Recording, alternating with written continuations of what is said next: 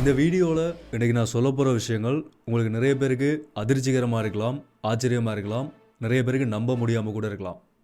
ஆனால் இதுதான் நிஜம். இப்போ இலங்கைக்குள்ளே கண்டுபிடிக்கப்பட்டு தொடர்ச்சியாக வெளிவந்து கொண்டிருக்கிற இந்த கிலோ கணக்கான டன் கணக்கான போதைப் பொருட்கள் இருக்குது தானே, அந்த போதைப் பொருட்களுக்கு பின்னால் இருக்கிறது நாங்கள் நினைக்கிற மாதிரி சாதாரணமான ஒரு அமைப்பு கிடையாது.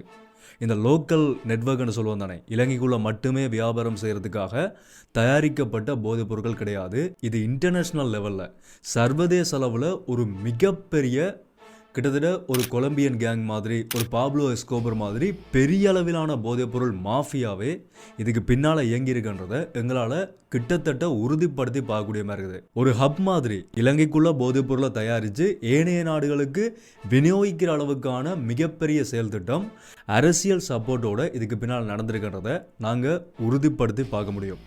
அது எப்படி நடந்தது, எப்படி இந்த போதைப்பொருள் வர்த்தகம் இலங்கைக்குள்ளே வந்தது, கொஞ்சம் யோசிச்சு பாருங்க. இலங்கை ஒரு தீவு நாடு, சுற்றியுமே கடல்லாம் இருக்குது. எந்த ஒரு தரைவழி பாதையுமே இலங்கைக்கும் மேனை நாடுகளுக்கும் கிடையாது. ஒன்று இலங்கைக்குள்ளே வாரன்னு சொன்னால் கப்பலில் வர முடியும், இல்லாட்டி விமானத்தில் வர முடியும். இந்த ரெண்டு வழிகளும் இருக்கும்போது டன் கணக்கான போதைப் பொருட்கள் எப்படி இலங்கைக்குள்ளே வந்தது? விமானத்தில் வருதுன்னு சொன்னால் விமான நிலையத்தில் மிக அதிகமான பாதுகாப்புகள் இருக்குது, நவீன தொழில்நுட்பங்களுடன் கூடிய பாதுகாப்பு எல்லாமே விமான நிலையத்துக்குள்ளே இருக்குது. அதே மாதிரி துறைமுகங்கள் மூலமாக வருதுன்னு சொன்னால் துறைமுகங்கள்லையும் துறைமுக பாதுகாப்புகள் இருக்குது, சுங்கத்திணைக்களம் இருக்குது. இது எல்லாத்தையுமே தாண்டி தான் ஒரு பொருள் நாட்டுக்குள்ளே வரணும்னு சொன்னால், சாதாரணமாக சின்ன ஒரு கிராம் கணக்கான ஒரு தங்கம் வரணும்னு சொன்னால் கூட இவ்வளவு பாதுகாப்பையும் தாண்டி தான் நாட்டுக்குள்ளே வந்தாகணும். அப்படி இருக்கும்போது 50,000 கிலோகிராம் ரோ சப்ஸ்டன்ஸ் எப்படி எங்கள் நாட்டுக்குள்ளே வந்தது? 600 கிலோகிராம் போதைப் பொருள் எப்படி எங்கள் நாட்டுக்குள்ளே வந்தது? இது கண்டுபிடிக்கப்பட்டது மட்டும்தான். அதையும் தாண்டி உலகத்திலேயே மிக கொடுமையான, இதுவரைக்கும் கண்டுபிடிக்கப்பட்ட போதைப் பொருட்களையே மெஃபட்ரோன் என்ற ஒரு மிக கொடுமையான போதைப் பொருள் எப்படி எங்கள் நாட்டுக்குள்ளே வந்தது? அதுவும் வெளிநாட்டவர்ன்ற கையிலிருந்து. அந்த வெளிநாட்டவர் எங்கேருந்து வந்தவர்? அதுதான் இன்னொரு பயங்கர அதிர்ச்சியான ஒரு விஷயம். இதை நான் சொல்லிக்கொண்டே போகும்போது உங்களுக்கு தொடர்ச்சியாக விளங்கி கொண்டே இருக்கும். வீடியோவை ஸ்கிப் பண்ணா பாருங்க, அப்போ தான் இது எங்கெங்கே போய் தொடர்பு பட்டு எப்படிப்பட்ட பின்னணி இதுக்கு பின்னால் இருக்குன்றதை உங்களால் இலகுவாக விளங்கிக் கொள்ள முடியும்.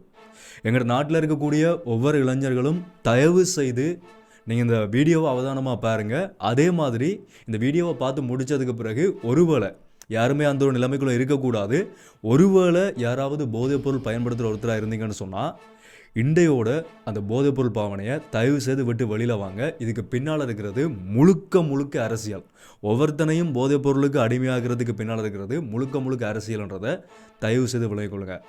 என்ன விஷயம் மட்டும் வேண்டாம், முதலிருந்தே தெளிவாக பார்க்கலாம்.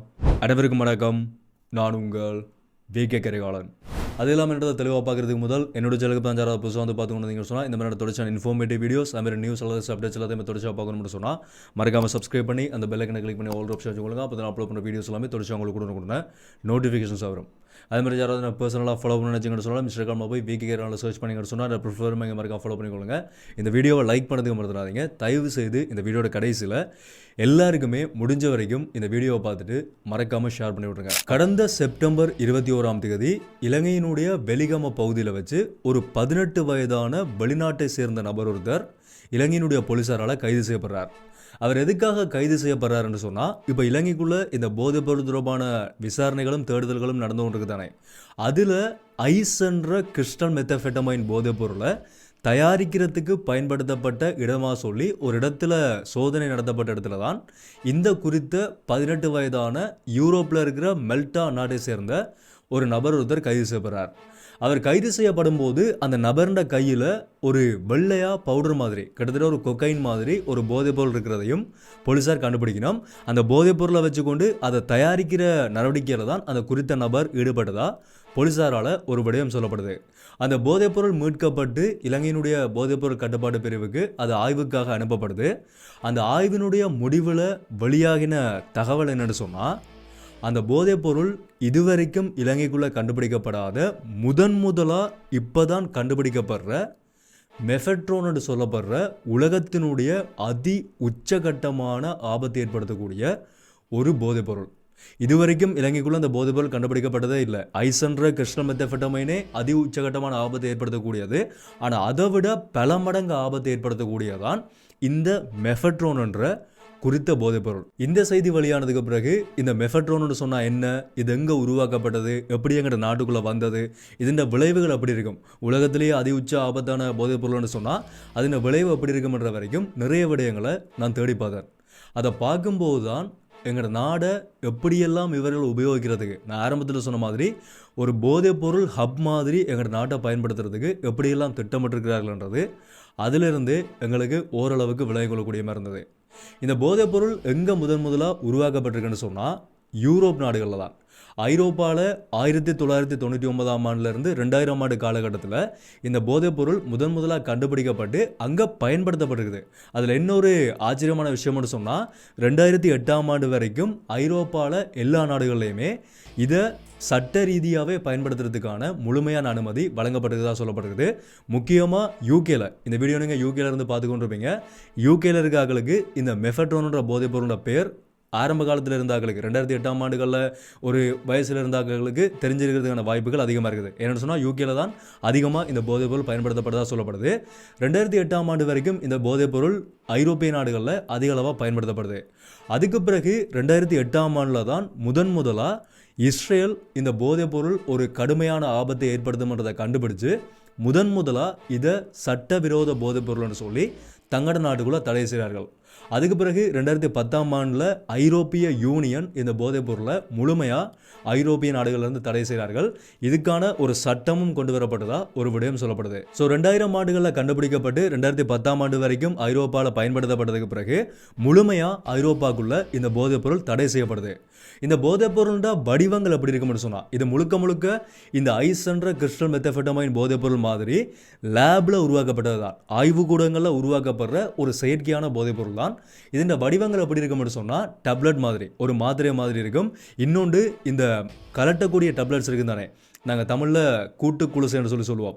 அந்த 2 குளுசையை வந்து கலட்டினா உள்ளுக்குள்ளே ஒரு பவுடர் மாதிரி இருக்கும், அந்த ஒரு வடிவத்தில் இருக்கும். மூன்றாவது இந்த கொக்கைன் மாதிரி பவுடர் வடிவத்தில் இருக்கும். இதுதான் இந்த போதைப் பொருளினுடைய வடிவங்களாக சொல்லப்படுது. இதோட விளைவுகள் எப்படி இருக்கும்னு சொன்னால், இதை எப்படி பயன்படுத்துகிறார்கள், இதை பயன்படுத்துறதால ஏற்பட போகிற விளைவுகள் எப்படி இருக்கும்னு சொன்னால், இதை இந்த ஐஸ் மற்றது கொக்கைன் மாதிரி ஹீட் பண்ணுறதன் மூலமாக இல்லாட்டி மாத்திரையை போடுறதன் மூலமாக தான் பயன்படுத்த முடியும். அதை பயன்படுத்துகிற அந்த பயனர்கள் இதை பற்றி என்ன சொல்கிறார்கள்னு சொன்னால், அதை பயன்படுத்தின உடனே தங்களுக்கு ஏதோ ஒரு உயரிய மனநிலை, நாங்கள் ஒரு நல்லவர், நான் ஒரு நல்ல ஒரு மனநிலை கொண்டவர், கிட்டத்தட்ட ஒரு கருணையான மனநிலை மாதிரி. மொத்தமாக போதைப் பொருளோட வேலையே மூளையை கட்டுப்படுத்துறது, மனசை கட்டுப்படுத்துறது தானே. அதை கட்டுப்படுத்தி அவர்களை ஒரு வித்தியாசமான ஒரு உயரிய மனநிலையில் இது சிந்திக்க வைக்கும்னு சொல்லி ஒரு விடயத்தை சொல்லியிருக்கிறார்கள். கிட்டத்தட்ட 3 to 4 மணி நேரம் அந்த போதை அவர்களுக்கு இருக்குமான்னு சொல்லப்படுது அதை பயன்படுத்துகிறவர்களால். ஆனால் என்ன விளைவுன்னு சொன்னால், இதை பயன்படுத்தி ஒரு குறிப்பிட்ட நாட்கள்லேயே ஏனைய போதைப் பொருட்களை பயன்படுத்தும் போது ஓரளவுக்காவது அவர்களுடைய ஆயுட்காலம் இருக்கும். ஆனால் இதை பயன்படுத்தி அவங்களோட ஆயுட்காலம், ஒட்டுமொத்த ஆயுட்காலமே பாதியாக ஒவ்வொரு பயன்படுத்துகிற நேரத்திலையும் குறைவடைஞ்சு கொண்டு வரதா சொல்லப்படுது. அந்தளவுக்கு அதிகமான விளைவுகளை இந்த போதைப் பொருள் அவர்களுடைய உடம்புல ஏற்படுத்துது. இன்னொரு பிரச்சனை என்னன்னு சொன்னால், இந்த போதைப் பொருளை ஒரு குறிப்பிட்ட அளவு தான், ஒரு மில்லிகிராம் கணக்கில் மட்டும்தான் ஒவ்வொருத்தராலையும் ஒரு நேரத்துக்கு பயன்படுத்த முடியும்னு சொல்லப்படுது. ஒருவேளை அதை பயன்படுத்தும் போது ஓவர் டோஸ் ஆச்சுன்னு சொன்னால், ஒரு குறிப்பிட்ட மில்லிகிராம் அளவாவது அவர் கூட எடுத்துக்கொள்வாராக இருந்தால் அந்த இடத்துலையே அவர் பயன்படுத்தும் போது அந்த போதையிலேயே அவர்களுடைய உயிர் போயிடும்னு சொல்லப்படுது. அந்தளவுக்கு இது ஆபத்தை ஏற்படுத்தக்கூடிய ஒரு அதி உச்ச கட்டமான ஆபத்து ஏற்படுத்தக்கூடிய ஒரு போதைப் பொருள். அதிலேயே அந்த டிஸ்கிரிப்ஷன் மாதிரி எழுதப்பட்டிருக்கும், இது வந்து மனிதர்களுடைய பாவனைக்கு கிடையாது, இது முழுக்க டெக்னிக்கல் யூசேஜுக்கு மட்டும்தானே தவிர மனிதர்கள் இதை பயன்படுத்தக்கூடாதுன்னு சொல்லி அந்தளவுக்கு ஒரு மோசமான போதைப் பொருளாக தான் இந்த போதைப் பொருள் சொல்லப்படுது. ஸோ இதுதான் இப்போ எங்கள்ட நாடுக்குள்ளே கண்டுபிடிக்கப்பட்டிருக்கிற இந்த மெஃபட்ரோன் போதைப் பொருள் தொடர்பாக நாங்கள் தெரிஞ்சு கொள்ள வேண்டிய விடயங்கள். இப்போ கொஞ்சம் யோசிச்சு பாருங்கள், 2010ஆம் ஆண்டில் முழுமையாக கடுமையாக யூரோப் நாடுகளில் தடை செய்யப்பட்ட ஒரு போதைப் பொருள் வெறும் 15 ஆண்டுகளில் இலங்கைக்குள்ளே, அதுவும் தயாரிக்கிறதுக்கு தயாராக இருந்த நிலைமையில் இப்போ கண்டுபிடிக்கப்பட்டிருக்குன்னு சொன்னால், இது எவ்வளவு வேகமாக எங்கட நாடுக்குள்ளே உள்ளே வந்திருக்குது. அதுவும் அதை யார் வச்சிருந்தேன்னு சொன்னால் அதை தான் நாங்கள் இங்கே முக்கியமாக பார்க்கணும். இதை எப்படி தொடர்பு படுதுன்றதை பாருங்கள். யூரோப்பில் இருக்கக்கூடிய மெல்டான்ற ஒரு நாட்டினுடைய பிரஜையோட கையில் இருந்து தான் எங்கட நாட்டுக்குள்ளே அந்த போதைப் பொருள் கண்டுபிடிக்கப்பட்டிருக்குது. அப்போ இங்கே என்ன நடந்திருக்குன்னு சொன்னால், அந்த போதைப் பொருளை யூரோப் நாடுகளில் தயாரித்து விநியோகித்து கொண்டிருந்த ஒரு மாஃபியா, இந்த போதைப்பொருள் யூரோப்பில் 2008ஆம் ஆண்டுக்கு முதல் காலகட்டங்களில் இன்டர்நெட்லேயே சேல் பண்ணப்பட்டிருக்குது. ஒஃபிஷியலாக எல்லா நபர்களும் வந்து இதை பயன்படுத்தினா சொல்லப்பட்டிருக்குது. பெரும்பாலான நபர்கள் அந்த ஒரு மாஃபியாவால் அந்த நாட்டுக்குள்ளே தடை செய்யப்பட்ட உடனே எங்கே வச்சு நாங்கள் உற்பத்தி செய்யலாம்ன்றதை பார்த்து அதை எங்கட நாட்டுக்குள்ளே கொண்டு வந்து அவர்களுடைய கேங்கில் இருந்தே ஒருத்தரை கூட அனுப்பியிருக்கலாம். அந்த 12 வயசான நபர் கூட சிலவளை அந்த கேங்கில் இருக்கக்கூடிய ஒரு நபராக கூட இருக்கலாம். அவரை இங்கே கொண்டு வந்து அதை தயாரிக்கிறதுக்கு ரெடியாக இருந்த நிலைமையில தான் இப்போ போலீஸாரால் அந்த போதைப்பொருள் கண்டுபிடிக்கப்பட்டிருக்குது. இப்போ இதை அப்படியே ஒரு பக்கமாக வச்சுட்டு இன்னொரு பக்கம் இந்த போதைப்பொருள் எப்படி எங்கட நாட்டுக்குள்ளே வருது, அரசியல் சப்போர்ட்டோடு எப்படி வருதுன்றதை கொஞ்சம் டீட்டெயில்டாக பார்ப்போம். நான் ஆரம்பத்திலே சொன்ன மாதிரி இலங்கை சுற்றியுமே கடல் இருக்கக்கூடிய ஒரு நாடு, ஒரு தீவு நாடு. ஒன்று எங்கள் நாட்டுக்குள்ளே கப்பலில் வர முடியும், இல்லாட்டி விமானத்தால் தான் வர முடியும். அப்படி இருக்கும்போது 50,000 கிலோகிராம் ரோ சப்ஸ்டன்ஸ், அதுவும் 2 கண்டெய்னர்ஸில் எப்படி எங்களோட நாட்டுக்குள்ளே வந்தது? 600 கிலோகிராம் போதைப் பொருள் ஒரு வாகனம் ஃபுல்லாக எப்படி எங்களோட நாட்டுக்குள்ளே வந்தது? இதுக்கான கேள்விக்கான பதிலை நாங்கள் பார்க்கணும்னு சொன்னால் இந்த போதைப் பொருளை எப்படி உள்ளே கொண்டு வரார்கள்ன்றதை நாங்கள் கொஞ்சம் இதை ஆதாரபூர்வமாக இல்லாட்டியும் எங்களோட கற்பனை மூலமாக, ஏன்னா பொதுவாக வெளிப்படையாகவே தெரியுது இவ்வளோ பெரிய போதைப்பொருள் வருதுன்னு சொன்னால் கண்டிப்பாக அரசியல் சப்போர்ட் இல்லாமல் இது உள்ளே வராதுன்றது எங்களுக்கு வெளிப்படையாகவே தெரியுது. அது எப்படி வந்திருக்குன்றதை நாங்கள் கொஞ்சம் டீட்டெயில்டாக பார்ப்போம். இலங்கையினுடைய விமானத்தால் வரக்கூடிய போதைப்பொருட்கள் சாதாரணமாக நாங்கள் ஒவ்வொரு நாளுமே செய்திகளை பார்க்குறோம். 100 கிராம் போதைப்பொருள் மாட்டினது, 1 கிராம் போதைப்பொருள் மாட்டினது, ஒரு மெஷினுக்குள்ளே ஒரு மோட்டார் சைக்கிளினுடைய ஸ்பேர் பார்ட்ஸுக்குள்ளே வச்சு கொண்டு வரப்பட்ட தங்கம் மாட்டி கொண்டது, அதே மாதிரி பொம்மைக்குள்ளே வச்சு கொண்டு வரப்பட்ட போதைப்பொருள் மாட்டினது, இன்னொரு இடத்துல தங்க ஆபரணங்கள் மாட்டிக்கொண்டது. இந்த மாதிரி வழியான நிறைய கடத்தல்கள் சம்பவங்கள் எல்லாமே விமான நிலையத்தில் ஒவ்வொரு நாளும் கண்டுபிடிக்கப்பட்டு கொண்டே இருக்குது. அப்படி இருக்கும்போது கிலோ கணக்கான போதைப் பொருள் எப்படி எங்கள் நாடுக்குள்ளே வந்தேன்னு சொன்னால் உங்களுக்கே தெளிவாக விளங்கும். கண்டிப்பாக இதுக்கு பின்னால் ஏதோ ஒரு வழிகாட்டல்களோட ஒரு அரசியல் சப்போர்ட்டோடு தான் கடந்த காலங்களில் வந்திருக்கலாம். இரண்டாவது கண்டுபிடிக்கப்படுறது எல்லாமே கடந்த கால ஆட்சியாளர்களுடைய காலகட்டத்தில் கொண்டு வரப்பட்ட போதைப் பொருட்களாக தான் சொல்லப்படுது. அது எவ்வளவுக்கு அது எப்படி போகுதுன்றது அது இன்னொரு பக்கமான அரசியல். ஸோ ஆனால் அந்த மாதிரி தான் அவர்களுடைய ஆட்சி காலத்தில் தான் இந்த போதைப் பொருட்கள் வந்ததாக சொல்லப்படுது. ஸோ அவர்களுடைய கட்டுப்பாட்டில் ஆட்சி இருக்கும்போது அவர்கள் இந்த போதைப் பொருட்கள் நாடுக்குள்ளே கொண்டு வரதுக்கு அனுமதிச்சிருக்கலாம்னு சொல்லி ஒரு விடயம் எங்களால் உறுதிப்படுத்தி பார்க்க முடியும். அதே மாதிரி இந்த கண்டெய்னர்ஸில் வந்த போதைப் பொருட்கள் எப்படி வந்திருக்கும்னு சொன்னால் அது துறைமுகங்களில் கொண்டு வரப்பட்டு இந்த 300-400 கண்டெய்னர்ஸ் பரிசோதனைக்கு உட்படுத்தப்படாமல் ரிலீஸ் பண்ணப்பட்டேன்னு சொல்லி ஒரு பெரிய பிரச்சனை போய்கொண்டு தானே. அதுக்குள்ளே ஆயுதங்கள் இருந்ததாக சொல்லப்படுது. அதே மாதிரி இந்த போதைப் பொருட்கள் கூட இருந்திருக்கலாம். இன்னும் எத்தனையோ விஷயங்கள் துறைமுகங்களுக்குள்ளே எவ்வளவோ ஊழல்கள் நடக்கிறதாகவும் இந்த புதிய அரசாங்கமே அவர்கள் ஆட்சிக்கு வரும்போது சுட்டி காட்டியிருந்தார்கள். அந்த மாதிரி அந்த துறைமுகங்களுக்குள்ள கண்டெய்னர்ஸில் அந்த ஆட்சியாளர்கள் தங்களோட சப்போர்ட்டோட அந்த போதைப் பொருட்களை நாட்டுக்குள்ளே கொண்டு வந்திருக்க முடியும். இப்போ உங்களுக்கு ஒரு கேள்வி வரும், எதுக்காக இவ்வளவு பெருந்தொகையான போதைப் பொருட்கள் எங்கள் நாட்டுக்குள்ளே வருதுன்றது. சாதாரணமாக இப்போ கண்டுபிடிக்கப்பட்டிருக்கிற போதைப் பொருட்கள் இந்த 50,000 கிலோகிராம் 600 கிலோகிராம் போதைப் பொருட்கள் எல்லாத்தையும் நிச்சயமாக எங்கள் நாட்டுக்குள்ளேயே விநியோகித்து தீர்க்க முடியாது. அது நாங்கள் ஒட்டுமொத்த பேருமே 22 மில்லியன் மக்களுமே அதை உபயோகித்தா கூட நிச்சயமாக அதை ஒட்டுமொத்தத்தையும் எங்கள் நாட்டுக்குள்ளே விற்பனை செய்ய முடியாது. அதை ஒருக்கா நாங்கள் டோஸ் எடுக்கும்போது, உதாரணத்துக்கு சொல்கிறேன், எடுத்தாலே நாங்கள் அந்த இடத்துலையே உயிரிழந்து போயிடுவோம். அப்படி இருக்கும்போது எப்படி இவ்வளோ பெரிய போதைப் பொருட்கள் எங்கள் நாட்டுக்குள்ளே கொண்டு வரப்பட்டிருக்குன்னு சொன்னால் எங்கள் நாட்டினுடைய அமைவுன்றது உலக வர்த்தகத்துக்கான ஒரு சிறந்த ஒரு இடம்.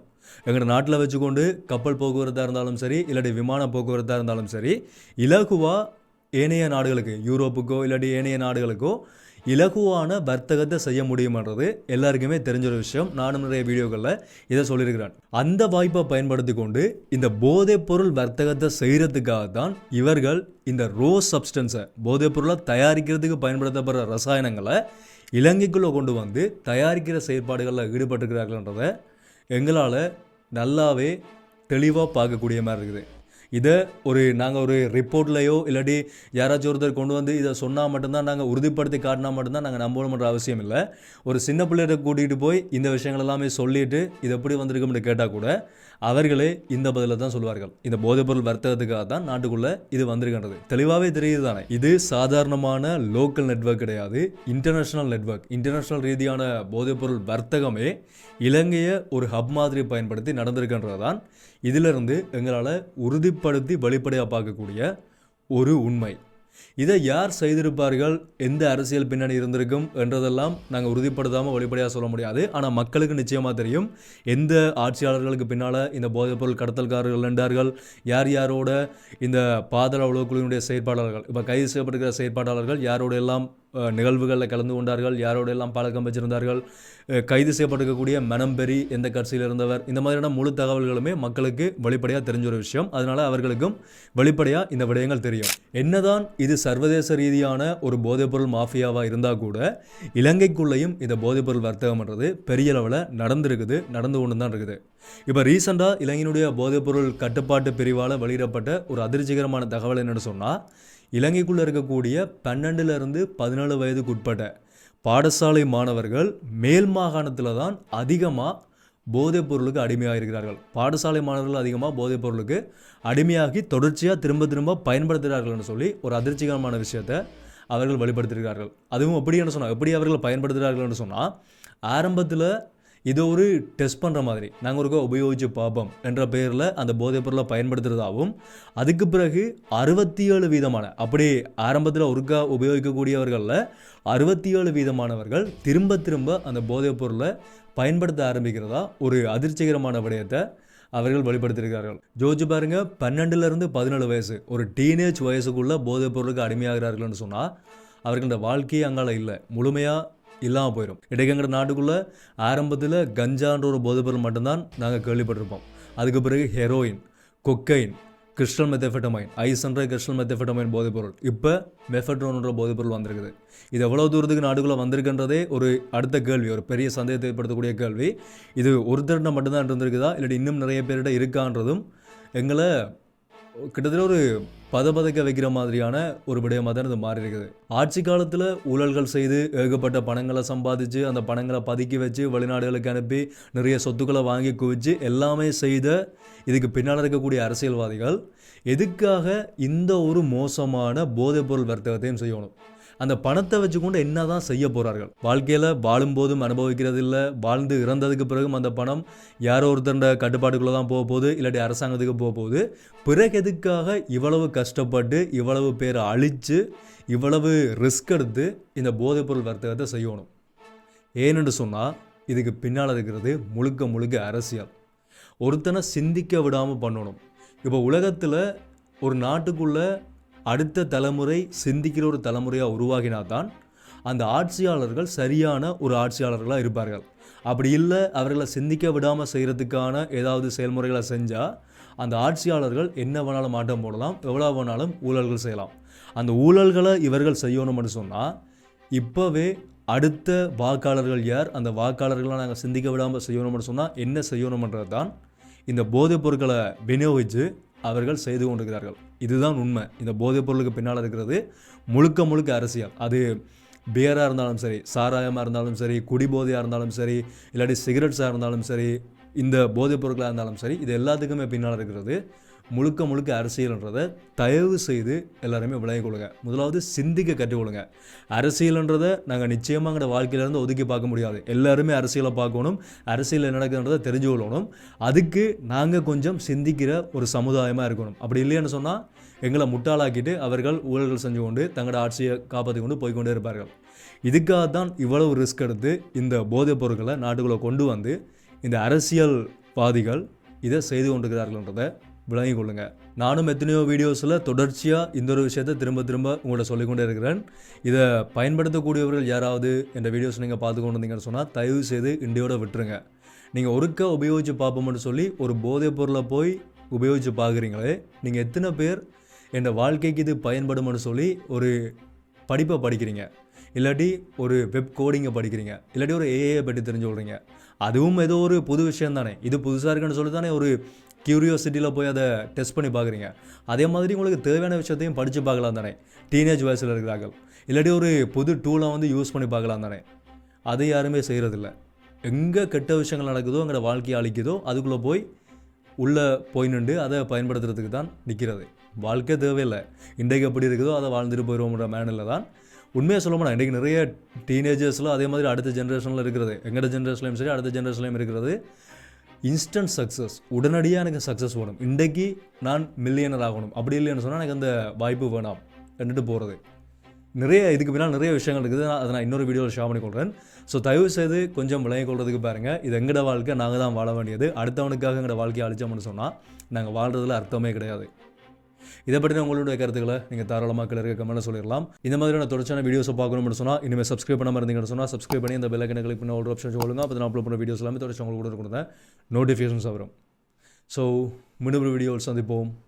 நன்றி.